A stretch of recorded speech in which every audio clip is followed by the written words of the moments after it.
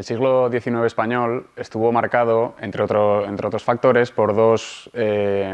variables muy importantes. La primera fue el proceso de desimperialización, que comienza en los años 20 del siglo XIX y termina casi en su totalidad en 1898, con la pérdida de las últimas colonias.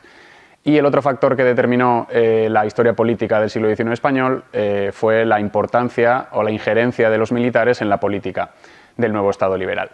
En este sentido, en mi tesis lo que he pretendido es realizar un análisis de estos dos factores, principalmente a través de la biografía histórica de una personalidad importante de aquí de La Rioja, como fue el general Domingo Dulce y Garay. Domingo Dulce y Garay, nacido en Sotés en 1808, fue un general de caballería que centró su vida, murió en 1869 y se centró prácticamente durante todo el reinado de Isabel II.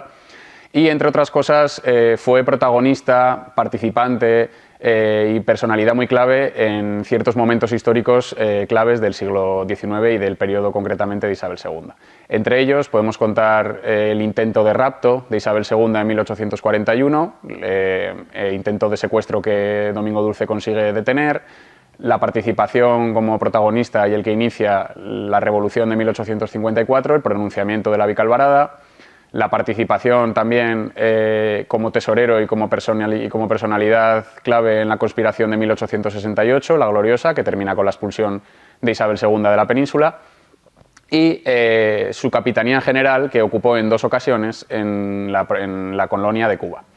En este sentido, es importante reseñar que la figura de Domingo Dulce, lejos de ser un general, un militar político del siglo XIX, fue una personalidad importante, pues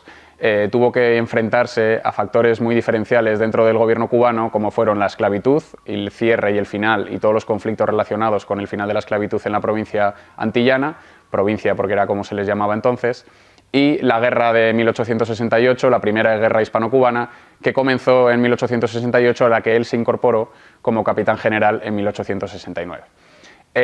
Junto a esta primera semblanza, un poco a abuela pluma, los factores importantes en torno a la vida de Dulce fueron intentar atravesar a través de su personalidad y a través de su personaje todas las cuestiones que cruzaron y que influyeron durante el reinado de Isabel II. Pronunciamientos, golpes de Estado, las capitanías generales en las colonias, qué se podía gobernar, quién gobernaba, cuáles eran las relaciones de poder dentro de estos espacios ultramarinos, y todo ello lo podemos estudiar a través de la figura del riojano de Domingo Dulce.